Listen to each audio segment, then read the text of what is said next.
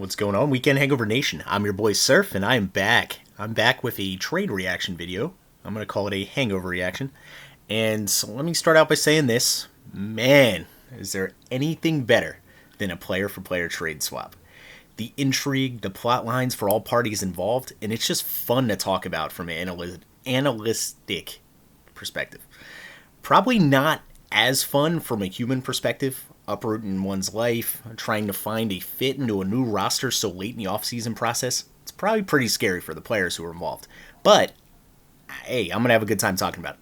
Anyways, let's check out these two players and talk about the fit. We don't have the full details on the trade yet. We know so far that Cincinnati is sending former first-round pick center Billy Price to the New York Giants for defensive end B.J. Hill. While Price is definitely a name, based on his draft position. You know, you're a first-round pick. You get plenty of hype coming up, especially as a center in the first round. Like, you had to have been great in college, and he really was. Neither player has too much NFL legs to stand on, honestly. Like, these guys are currently backups and probably will be backups going into the year. Price was once viewed as a transcendent prospect and a cornerstone to the rebuilding Bengals roster. He fell out of favor the last few years, so much so that he was featured in all 16 games in 2020, but he only played about 15% of offensive snaps. That's not very good for a former first-round pick, especially not that long ago was he a first-round pick. Kind of tells the story of Price, how far prices fell with the Bengals. So, change of scenery was needed, and apparently he has one. As for Hill, he's a former third round pick out of NC State. Hill is a 3-4 end who appears like he's going to make an interesting transition to penetrating DT and Cincy. He's had a bit of an up and down start to his NFL career. He bursted in as an NFL rookie in 2018, playing all 16 games while recording 5.5 sacks, 32 tackles, with 6 tackles for a loss.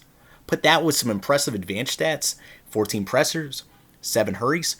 He put together quite the rookie campaign, so expectations were there for Hill to continue that going forward. The next 2 seasons for Hill haven't been nearly as productive. It hasn't even been close. Hill saw losses in playing time, which happens when productivity goes down. But his overall production, even when he's in the lineup, has just been abysmal.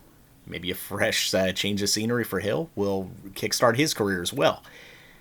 The outlook for the 21 season for Price and the Giants, I'm certain of the fact that the Giants are looking for Price to plug right in and be a direct replacement for the massive Nick Gates at the center position.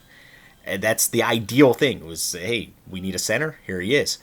I'm just not sold on Price having the ability to do just that. And not right now, at least this point in his career.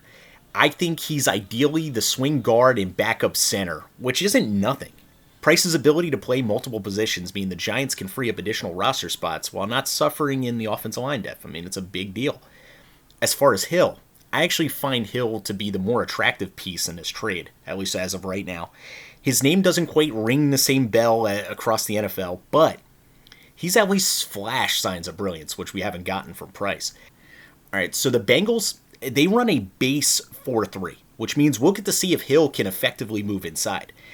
The Bengals are currently set with Reader, the big space-eating load, and the underrated Ogunjobi, who's coming into Cincy with something to prove after a relatively down 2020 season. So I really like Hill coming off the bench as a pass rushing specialist during those downs, getting to free up Reader and then taking some of the pressure off of Ogunjobi.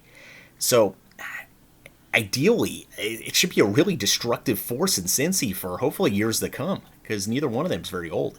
Grades, well, we'll see the full details when it comes to the trade. But honestly, on paper, both teams seem to have found players who fit the future and immediate needs while hopefully not breaking the bank to do so.